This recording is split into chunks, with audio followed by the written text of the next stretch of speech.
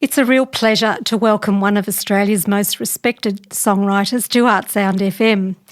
From his work with Goanna and the Black Arm Band through to a long solo career, Shane Howard's songs have become part of the Australian story. Known for his work as a poet, musician, writer, singer, producer and mentor, Shane has continued advocating for Australia's Indigenous community and the environment through his music.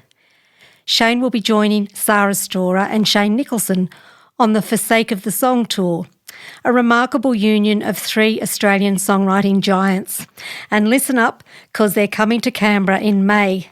Shane Howard, it's great to have you with us. Welcome to ArtSound FM. Thanks so much, Joanne and Paul. Shane, you're considered one of Australia's most influential songwriters, combining poetic and musical folk traditions to capture the essence of the spirit of Australia. I'm wondering why then do you think your songs also have a global reach? Well, I think my children would have a lesser opinion of me than that, probably. They've grown up with Dad making noise around the house. I think because songs are magical creatures, and I love how Leonard Cohen describes them. Where they come from is kind of a magical place as well. We're never quite sure, even though we have to make them, we're never quite sure where they come from. But just Mary Black, the Irish songstress and one of the queens of Irish song, is about to release her final album, an anthology, and she's about to do her final tour and retire from the touring game. And she's chosen a song of mine called Light of Day to release as her farewell single, which I feel very honoured about. So Mary's been a great champion of my songs in Ireland, and of course that her influence spreads into America and Canada and into Europe. And she's recorded something like, I think, about 9 of my songs over the years. And she's been a great champion, really.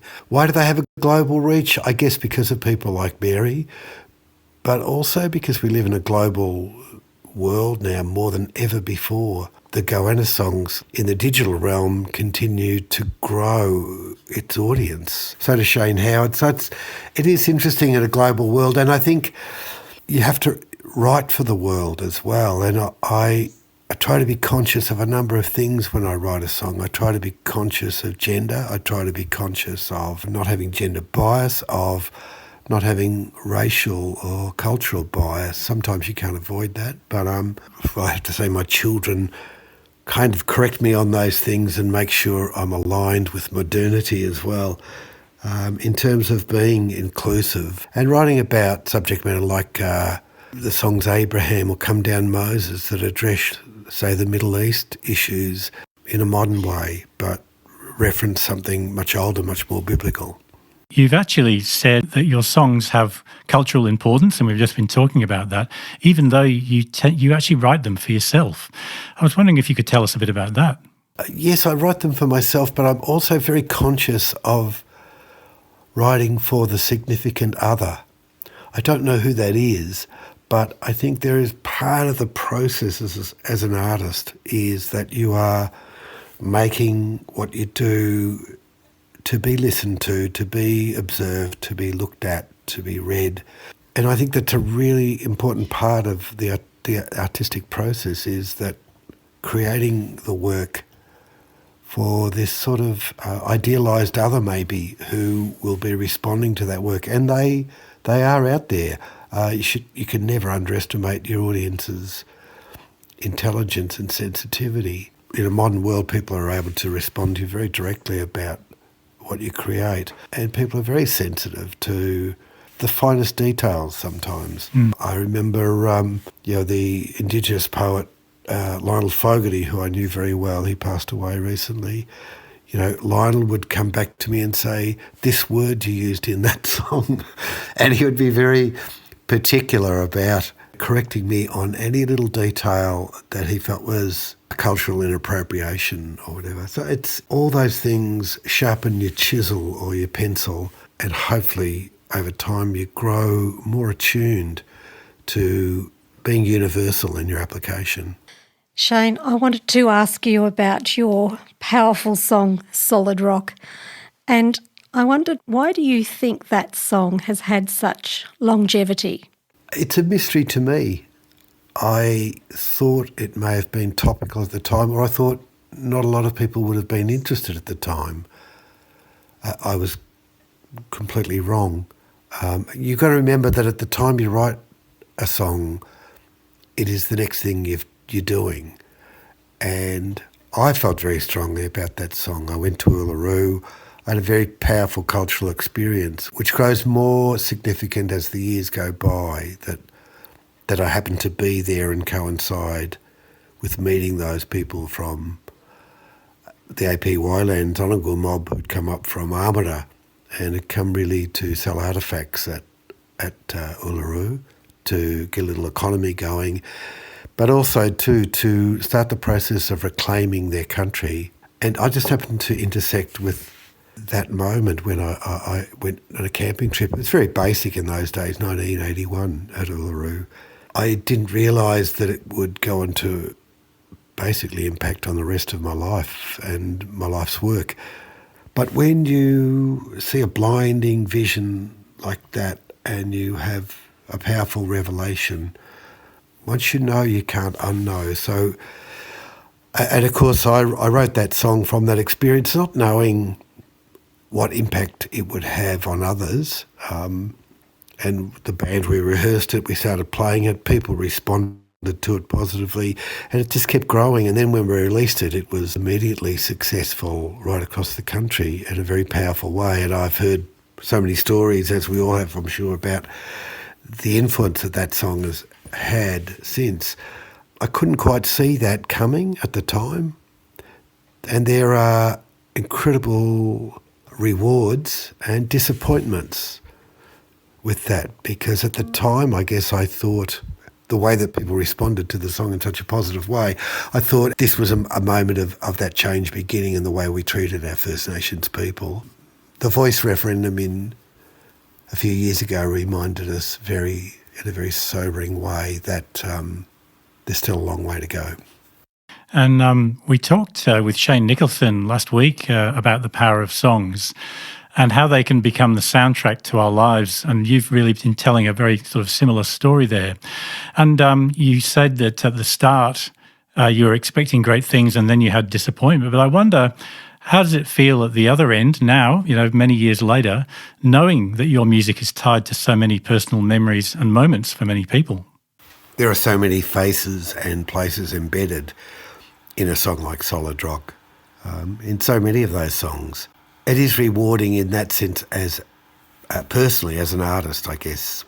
Like I said, the disappointment is about the content, and when you look at song in a number of different ways, sometimes it can be to console, sometimes it can be to elevate people's feelings, sometimes it can be just to dance to, and sometimes it's about trying to invoke some kind of social change. So at a personal level as an artist, I feel very rewarded and vindicated, celebrated as an artist. I never take that for granted. It's such a great privilege to be able to do the thing you love for your whole life as your life's work. To be an artist, that's such a privilege, and I'm grateful to the audience out there who've allowed me to do that. But then as an artist, a member of civil society just invested in change making, there are great moments of reward and success, and there are times of disappointment, yeah. And Shane, just getting back to the For the Sake of the Song tour that I mentioned in my intro, Canberrans will be very keen to see 3 award-winning artists in full flight doing it all for the sake of the song. When you team up with Sarah Storer and Shane Nicholson for a night of storytelling and musicianship, what will that mean for you personally? And I guess what's so special about this collaboration for you? We've already come together, like online initially, and we've since been together for run-throughs of the songs. And the very first run-through we did, which was just acoustic, was really beautiful because I don't know Shane that well. We've crossed paths a couple of times, but he's someone I've admired from a distance, 1 as a writer, 2 as a musician, and 3 as a producer. He's very skilled and experience in that regard. Sarah, I've known a little longer and known better. We've co-written together and done some shows together over the years. Working with other songwriters is really rewarding. The first aspect when we rehearsed together was the sensitivity of both of them towards each other and to each other's songs. And I think songwriters have an appreciation of the pleasures and the difficulties of the craft of songmaking. And Leonard Cohen is very eloquent again about talking about how we all employ. He talks about whatever magical system you employ. And we do. We have to, these things we draw out of thin air and create into songs, and often like a song like Solid Rock or Catherine River, that beautiful song of Sarah's, or any of the songs from Rattle and Bones that Shane did with Casey that are embedded in our consciousness. They become very powerful totemic things in people's lives. Intangible, but we carry them around in the hard drive of our brain, and they're there on call all the time. So to work with other songwriters, it's fascinating. For example, there's a great line of Shane's in one of his songs that I think was on Rattle and Bones about left my love caught on a rusty nail. It's just, it's a lovely illusion, and Sarah has this lovely way of bringing everything down to the common people and that perspective. And again, that lovely analogy of Catherine River as the kind of jilted lover, animating country, and animating a flooding river as a jilted lover. They're lovely devices, they're magical systems. And of course, For the Sake of the Song is a line from, and a song of Townes Van Zant's, the great Texan-American songwriter who we all know and love. I think we're all inspired at some point along the road by Townes. Sounds like the three of you are going to have an enormous buzz when you get together and get on stage and share this love you have for each other and for each other's songwritings with an audience. So what can audiences expect on the night? This is May the 12th in Canberra, the opening night of your shows.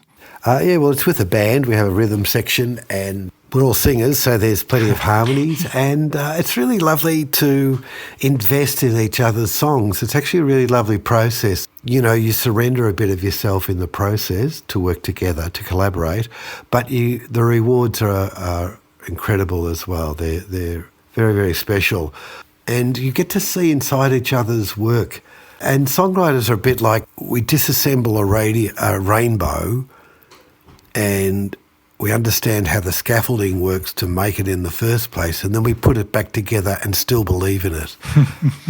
That's kind of the best way I could describe the process. That's a beautiful way of describing it. That's a great analogy.